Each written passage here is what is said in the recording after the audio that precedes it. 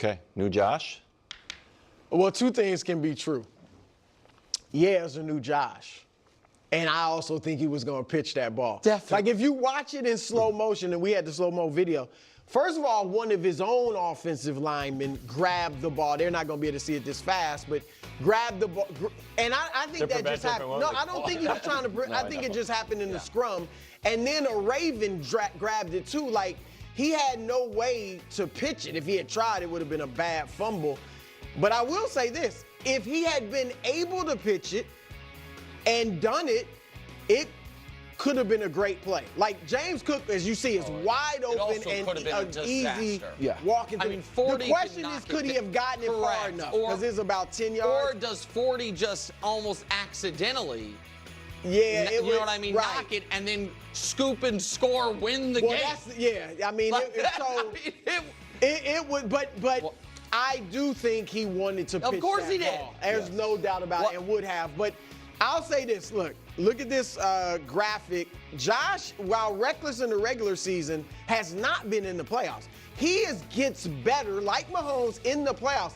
Everything is better in the playoffs, and TD percentage is the same.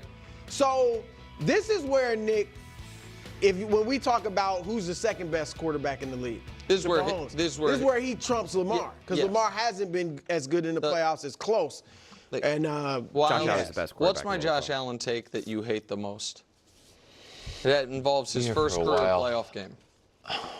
His first career playoff game? Josh Allen, in the overtime or in the fourth quarter of his first career playoff game, was running up the sidelines, panicked, and threw the ball blind over his head backwards. I don't hate that take. And my take has always been, if that person is in you, that person will always be in you. And Hubs, I don't know, can we run the play?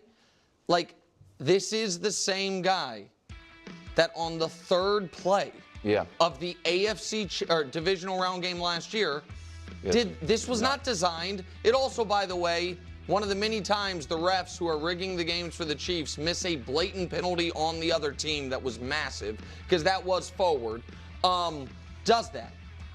So Josh will always be fighting against this version that he really wants to be deep down. I give him massive credit for successfully fighting the good fight all year, and maybe this will be more in the game preview tomorrow. I do not think he will be able to fight the good fight on Sunday. Okay. God, I'm so sick of so much of these, of just this. Man, the things that I really want to say.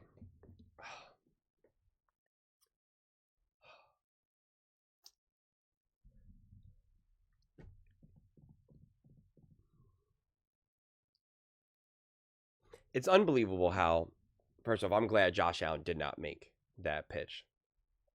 I'm very happy he didn't do that. Because I was like, no. But to act like if he did it and it was successful, that it would have been amazing. Like, again, and they brought up Mahomes. So I'm not just bringing up Mahomes out of nowhere. They brought up Mahomes.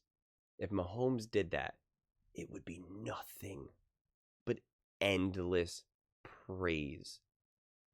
And then he shows the one play by Josh Allen, who then also, laterals it back, who does a lateral pass in the playoffs and saying, like, this is so bad, et cetera, et cetera.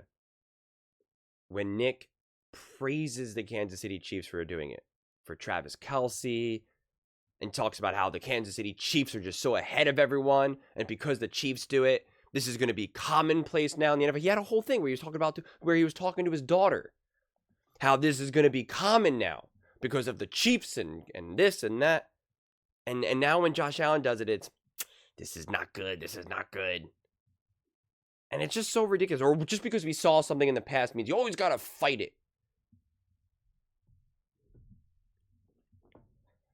Again, I showed you guys a video yesterday of Patrick Mahomes freaking out at the refs, having a meltdown, an absolute meltdown. Oh, I guess it's always in Patrick Mahomes. He's always wrestling with that. I mean, just stop. Seriously. It's a lazy narrative. It's a lazy narrative. he loves Baker Mayfield. Talks about that. All right, well, Baker Mayfield was a massive jerk in the beginning of his career. Massive. Called out the personal training staff, the physical therapy staff. All right, I guess he's not a good person. He never will be. Because he's always fighting that demon against him. Okay. Dak Prescott can't handle the playoffs. So you should never believe that the Dallas Cowboys will ever be good with Dak Prescott. Yet last year, you had them going into the Super Bowl. Okay. But I guess he always has to fight against those. I don't know. Just weird narrative. And it's not accurate either. Because that's what Nick kept saying about Lamar Jackson. That's why he was so confident Lamar Jackson can handle the Steelers. Beats the Steelers. Yeah, well, they ran a lot. He beats the Texans. Yeah, well, he didn't have a great first half.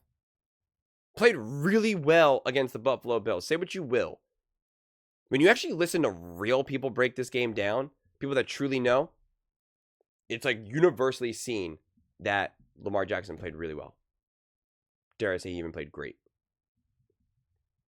It's really only these weird narrative-based shows that really try to be like, Lamar. But if you actually listen to people who truly know ball, who truly are having more real conversations about it, whether it's John Middlecoff, whether it's Dan Orlovsky, Marcellus Wiley, I mean, even people who are a little bit, names I won't even say, honestly.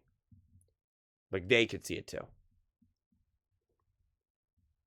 So then again, what happened to that narrative, though? About him just being, so bad in the playoffs. It's just not true. It's just not true. And again, if he made that play, they would have just been praising it. They would be absolutely praising it. So I don't know. I don't know why we just can't see through these foggy lenses. I really don't understand. I don't understand why one side has to be just so magnified in such a positive light. And then another side has to just constantly be... It's become... I don't even want to say the word. I'm just going to use a different word. It's just become so polarizing. And there's other aspects in life that I think we see that everything is so polarizing. It's become so binary. It's so all or nothing. It's so tribal. And I know sports can be tribal. I get that, but that's for the fan bases to be tribal. Not for the people who are trying to have these conversations, trying to get down to the reality. And it's... I don't know. The constant of trying to downplay Josh Allen.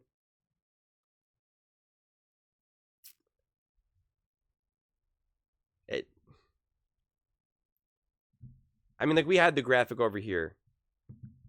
Nick is trying to use this graphic as a way to try to pull down Josh Allen.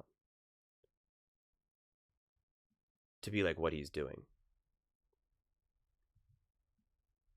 And it's so absurd. And this is why I always find it funny where I say, if you want to play the stats game, then let's play a stats game. And that's when I start to go through yards after catch, average depth of target, how many games are you the leading rusher, who's on your team, how good's your defense, all that type of stuff.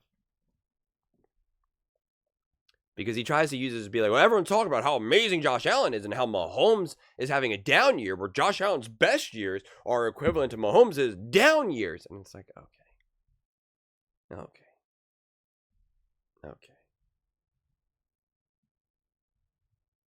No one in their right mind could see what Josh Allen has had to do this season and compare it to Patrick Mahomes just because you can say that some of the stats are the same. Again, if you want to play that game, then let's play that game. Let's just look at the stats and nothing else. Let's do it. Again, let's just look at cold stats. I took 3 quarterbacks that we know Nick doesn't like very much. Bo Nix, Aaron Rodgers, who Nick says is just awful. Brock Purdy, who shouldn't even get paid. And, of course, Patrick Mahomes. Bo Nix has more touchdowns, and Aaron Rodgers has more touchdown passes than Patrick Mahomes.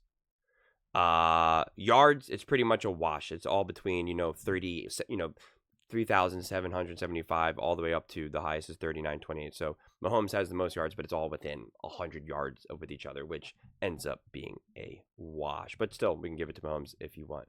Mahomes has 11 interceptions. Aaron Rodgers has 11 interceptions. Brock Purdy has 12. Bo Nix has 12. Passer rating, since we always want to use that stat when it's convenient for us. Brock Purdy, higher passer rating. Brock Purdy has a higher passer rating than Mahomes.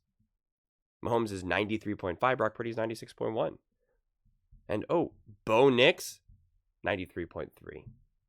Don't be telling me that Bo Nix is on some stacked team. Bo Nix's completion percentage, 66.3. Patrick Mahomes, 67.5. Interesting. So, Patrick Mahomes, who Nick saying had this great season, which he even said earlier in the take, it was a B+ season. So then I guess Aaron Rodgers had a B+ season. I guess Bo Nix had a B+ season. I guess Brock Purdy had a B+ season. And I guess Josh Allen. It's always funny when we want to use those stats to prove our point. Always funny. Interesting. Yards per attempt. Brock Purdy smoking them. 8.5. Mahomes only 6.8. Aaron Rodgers and Bo Nix both 6.7. So again, essentially tied. Very interesting. Very interesting. How about just even using ESPN's, QBR, their advanced quarterback metric? Brock Purdy is actually higher, 67.9 to Mahomes, 67.6. My goodness. My goodness. So that's why be careful when you just look at this. Because this is now set up to create to be like, look, see, Josh Allen hasn't been that good relative to Patrick Mahomes. Okay. Well, then Patrick Mahomes hasn't been as good as Brock Purdy.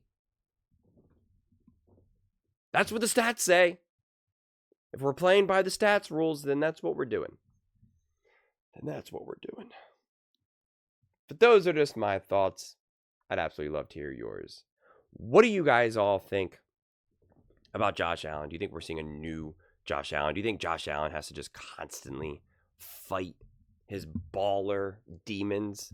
Let me know in the comments below. I read every single comment, so whether you agree with me or disagree with me, either way, let's get in some discussions. Let's get in some fights. But ultimately, let's just have some fun. And please do consider subscribing. We're building an amazing community here, and I absolutely love to see you part of it. I want to build something that we all genuinely feel connected to. Something that we're really excited to be part of. I think we're on our way to doing it. Please don't forget to give this video a thumbs up, as it really does help with the visibility and the algorithm. Thank you so much. See you next time.